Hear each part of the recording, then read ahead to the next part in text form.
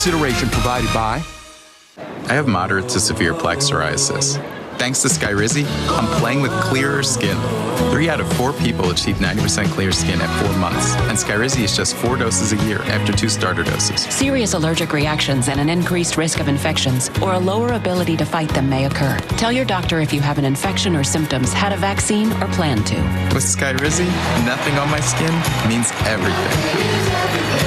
Ask your dermatologist about Skyrizi. Learn how AbbVie can help you save. Tomorrow on ET, we are with Cher talking about her first holiday album ever and a musical collab with her man. Yeah, it was meant to be. I think you're really going to love this album. It's eclectic. There are great collaborations. It is really good. And the best thing about it is, it's a Christmas album. It's beginning to look a lot like Cher. Easy. Easy. Look, another star who does things her way. Happening now. The number of violent crimes the San Antonio Police Department is investigating has actually gone up. New FBI data shows it's actually the complete opposite of the nationwide trend. Coming up, we'll break down those numbers for you. Victory Capital Performance Center is now open. Coming up, we'll show you inside and tell you what community leaders want out of this campus for the community. No longer feeling like fall as temperatures crank up, even some record highs on the way. We're going to talk about that along with an update to our next chance of rain. The news at 5 starts right now. First at 5, the new FBI crime stats are out, and San Antonio's numbers are turning the nation's data upside down. That data shows across the U.S., violent crime is going down while hate crime is climbing. But Daniela Ibarra shows us how here in San Antonio, it's actually the complete opposite. The number of violent crimes that the San Antonio Police Department investigated hit an all-time record high. The FBI has been tracking that data since 1985. They say in 2022, SAPD has investigated over 13,000 violent crimes. Homicides have also jumped up significantly. Last year, SAPD reported 230 homicides to the FBI. The last time those numbers even came close was back in the early 90s. As for things getting stolen, those stats are climbing. In 2020, the start of the pandemic, FBI data shows SAPD investigated around 57,000 property crimes. Last year, the data shows it jumped up to around 74,000. The data shows the number of car thefts investigated by SAPD have nearly doubled since 2020.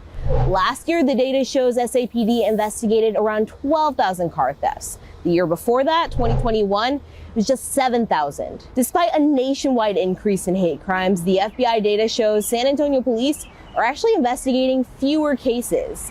In 2022, the data shows they investigated 42 cases of hate crimes compared to 64 in 2021. Reporting from Public Safety Headquarters, Daniela Ibarra, KSAT 12 News. SAPD says because the population has grown, it could see why this rise in violent crime is happening. However, an SAPD spokesman says the violent crime reduction plan has helped to cut the number down this year, showing a nearly 13% drop for the first half of 2023. We now have the names of the 2 officers and the man they shot and killed early Tuesday morning in a traffic stop that went very wrong. 18-year-old Richard Rodriguez was one of 2 suspects who had taken off running when the officers pulled them over near the corner of Julia Ross and Colima Streets. The officers chased them, and they say Rodriguez turned and pointed a gun at the officers, and both officers fired at Rodriguez, hitting him. He died at the scene. The other suspect, a woman, 27-year-old Brittany Legree, was arrested. The 2 officers, Albert Sanchez and Alexander Suttles, have been placed on administrative duty. A man is dead after slamming into a series of utility poles on the northeast side. That's according to the Bexar County Sheriff's Office. That crash happening last night at around 9:15 on North Foster Road near Summerfest Drive. Deputies say the driver, a man in his 30s, was speeding when he crashed into 2 utility poles in a Dollar Tree store parking lot. They say he died right there at the scene. A Bexar County jury siding with a former sheriff's deputy who was accused of official oppression. That charge stemming from a report that Joel Chavez wrote saying He saw a white powdery substance in a tray in a vehicle he had pulled over, and that is what led him to search the vehicle and arrest the driver. But prosecutors say video recorded by an in-camera system inside that vehicle showed the tray was actually found inside the glove compartment, not out in the open. Chavez was fired from the sheriff's office at the time and charged with official oppression, but he was able to prove he had probable cause to search that victim. Happening within the next 25 minutes or so. First, it was SAISD. Now, Edgewood is floating the idea of closing schools due to low enrollment. Edgewood ISD leaders hosting their first of 3 community meetings tonight on the subject. Now, parents are being encouraged to attend the meeting as district officials spell out these changes that they're considering to strengthen the district. In a video released by Edgewood ISD, leadership says those changes could mean closing some schools or even merging some programs. This is a recommendation that was made by an appointed task force. 2 more meetings are going to take place, and then the school board is set to vote on any possible changes on November 19th. Tonight's Edgewood ISD meeting is at 5:30 at Kennedy High School in the auditorium. With just 1 week to go from the start of the regular NBA season, the Spurs are celebrating a new place to hang their practice jerseys. The team's new training facility officially opening up today. Avery Everett there for the ribbon cutting and here to give us a peek inside. Avery. I mean, Ursula, I'm told this entire campus was built with the community in mind. It's all about long-lasting and wide impact for the community. And, you know, this is just the start. This practice facility is the start for the Spurs Sports and Entertainment Group. So today, that ribbon cutting happened, and Victory Capital Holdings also was there for the grand opening of the Victory Capital Performance Center. They're calling it a cutting-edge practice facility. It's taken a decade of planning and 2 years of construction to get here. And now on the brink of a new season for the Spurs, they're hoping it helps take this new team to the top. The opening up of it and the journey and the amount of experiences that I think will happen here, both on this court and around it, is the most exciting for me. And this new facility is only one part of phase 1 of the Rock at La Cantera. I mean, you can see some of the construction. You might have been able to hear it during that intro to the toss. But this is all going to continue, and we know phase 2 is going to start next year. And at 6 o'clock, we'll show you how in every layer of this build, the community, well, it's staying top of mind. Reporting live, I'm Avery Everett, KSAT 12 News. Very nice. Thank you so much, Avery. Changing gears a bit. Right now, a security warning for U.S. embassies and consulates across the world. The U.S. State Department now warning that it is time to beef up security because the war is intensifying between Israel and Hamas. Israeli forces now reporting more than 200 people are being held hostage by Hamas in Gaza. Mike Valerio is there, but we do want to warn you that some of you may find the images he has disturbing. A deadly explosion rocking a Gaza neighborhood not far from homes where children are playing. Outside of a hospital, mourners pray over the body bags of victims. The grim effects of war that's erupted in the Middle East captured on video. A war that the Israel Defense Forces say may not have an end in sight. This will not be short. And even if we'll have to expand the campaign in case another enemy gets involved, we'll know how to handle it. With fears that a humanitarian crisis is spiraling out of control in Gaza, the United States and the European Union are calling for Israel and Egypt to allow aid across the border. The Palestinian people are victims of Hamas too. And that is why I welcome your decision yesterday that you took to ensure that routes into Gaza will be opened. Now, on the heels of a high-stakes visit to the war-torn Middle East, President Biden is slated to address the nation Thursday evening. To lay out his view of this extraordinary moment that we are in when it comes to our national security and international stability, with a highlight and a focus, obviously, on the conflict in Israel and his visit there yesterday, as well as the ongoing conflict in Ukraine. The U.S. Embassy in Beirut warning Americans in an updated security alert to fly out while commercial options are still available. And the president is pledging to get Americans and other civilians out of Gaza. We're going to get people out, but I'm not going to go into any detail with you now. I'm Mike Valerio reporting.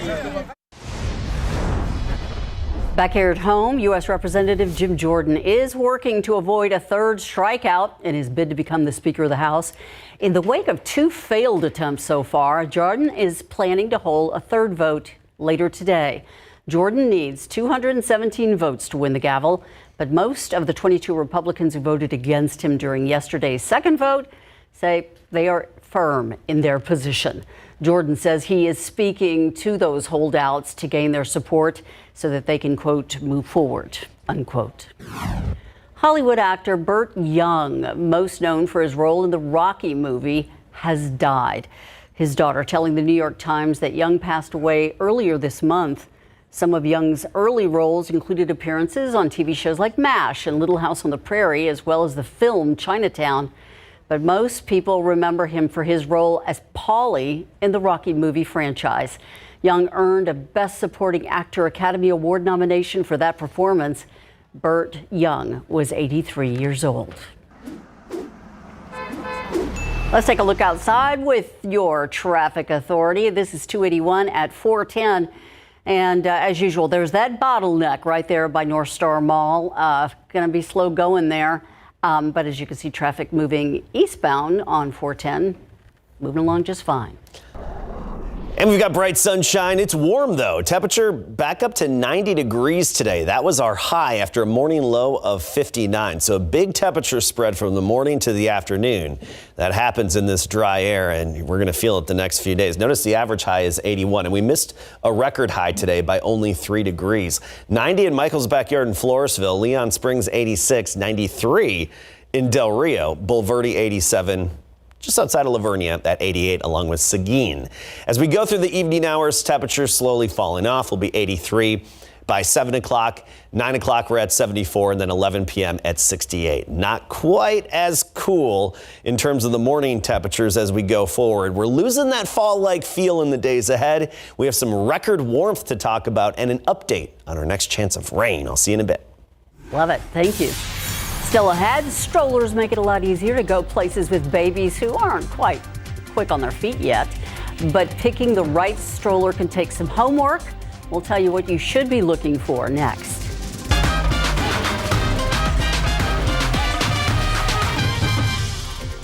Urban 15 is a nonprofit arts organization, and since the early 80s, their Dia de los Muertos processions have combined both their spirituality and talent. When you see Urban 15, you've seen a rhythmic moving altar. When we are in costume or in character, it's a transformation. Color, it's movement, it's rhythm, it's costuming, it's the banners, it's the lighting. We're one big altare moving down the street. So we grew up in a tradition of procession. As part of Dia de los Santos and Dia de los Muertos was a very natural thing to do. And I will say in the beginning, when we were first doing this, people didn't quite understand what we were doing, and people were offended.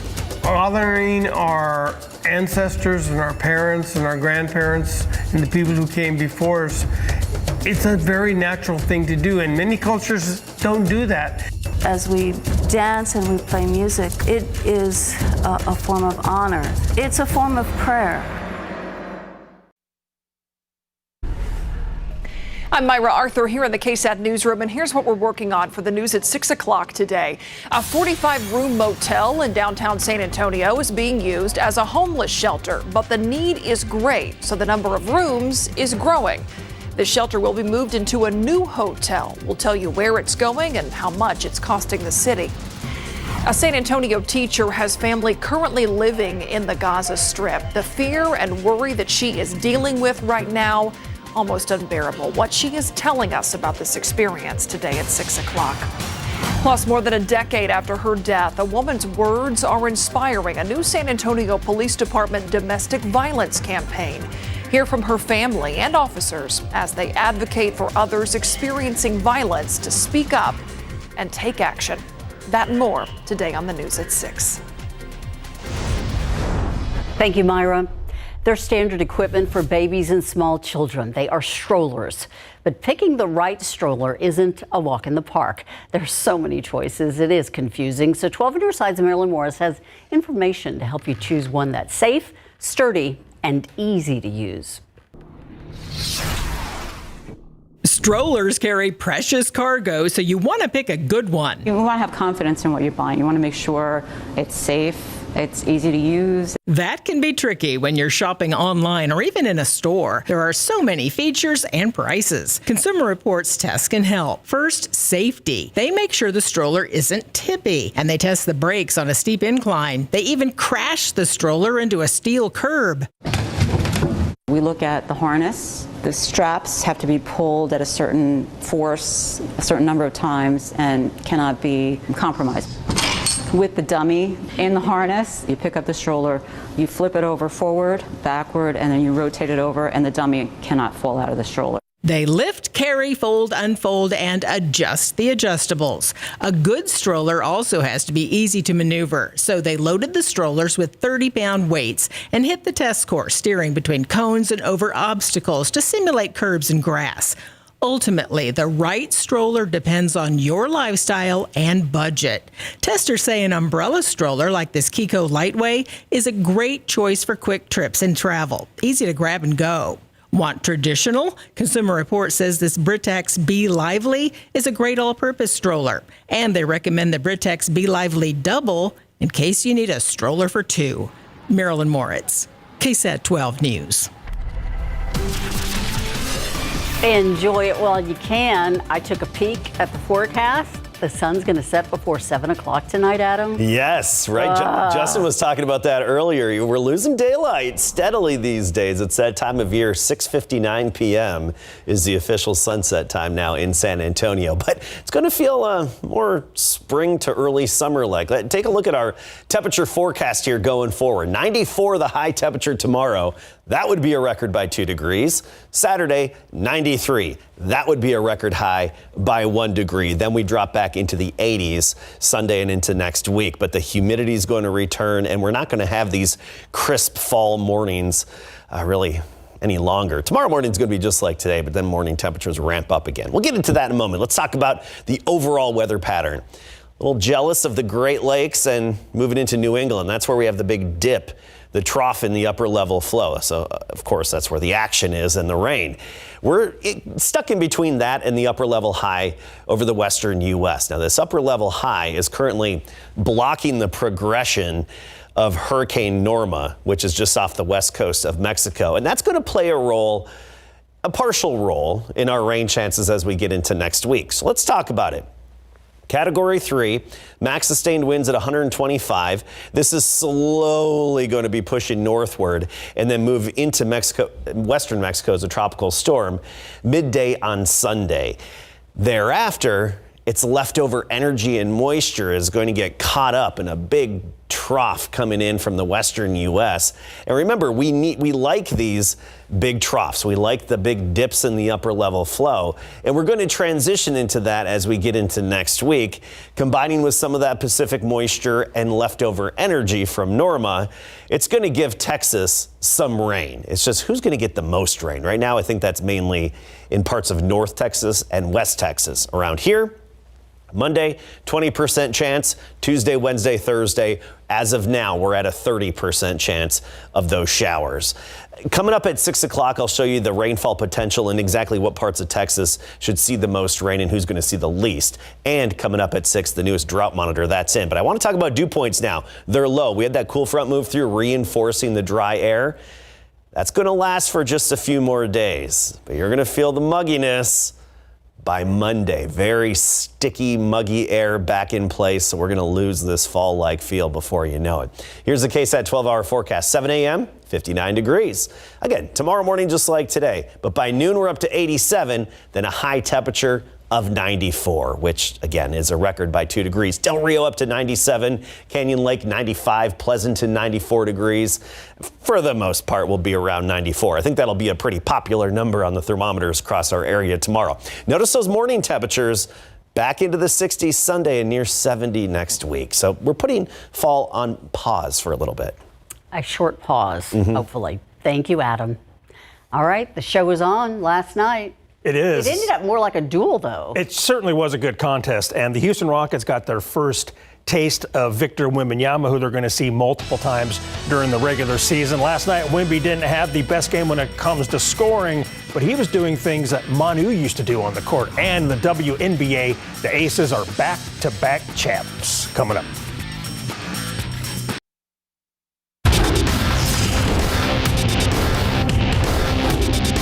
But I'm forever thankful to New York. But I'm certainly happy to be walking out of here with this trophy tonight.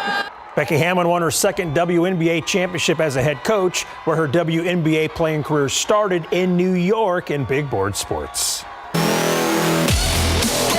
Wemby and the Spurs closed out their preseason home slate last night by beating the Rockets 117-103. Guard Devin Vassell scored the first 9 points, hitting 3 3-pointers in the opening 90 seconds. He finished with a game-high 25 points while sitting out all the fourth quarter. Now, Wembanyama was doing Wemby-like things after stealing the ball here. He bounced it right between the defender's legs. He finished the night with 15 points, 6 rebounds, 1 steal, and 2 blocked shots. After the game, Pop told reporters, "Hurry up, let's go," because he wanted to celebrate Becky and the Aces. Ask them quick. I don't have a whole lot of time. I got to go celebrate. Becky Hammon and the Aces. It's like Smokey Robinson and the Miracles. It's Becky and the Aces. Fantastic. I thought about getting booted tonight because it was exactly the same time, but I just thought this has to be my priority. But it was close. It was close. Congrats, Becky. Yeah, baby. Good stuff. Anybody got anything? All right. Quickly. I got to go get some wine. Can I say that? You just did, Coach. So the Spurs will close out preseason play tomorrow night at 9 at the Golden State Warriors. So the Aces survived a potential game-winning shot by the Liberty last night to win Game 4 of the WNBA Finals, 70-69 to claim the series 3-1, while wrapping up back-to-back WNBA championships. And they did it with 2 starters sitting out. Still, Becky had no doubt her team would win this game.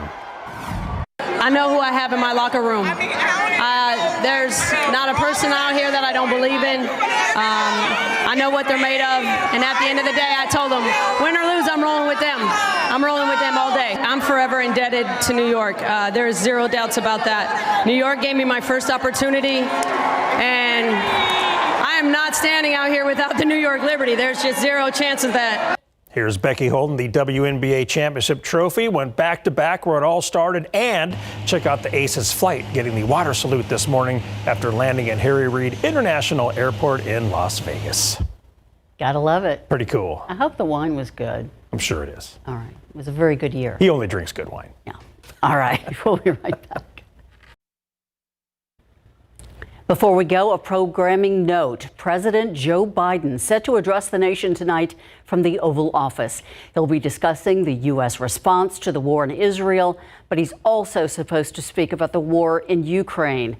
KSAT 12 will be carrying this live. It's right here on KSAT beginning at 7 o'clock.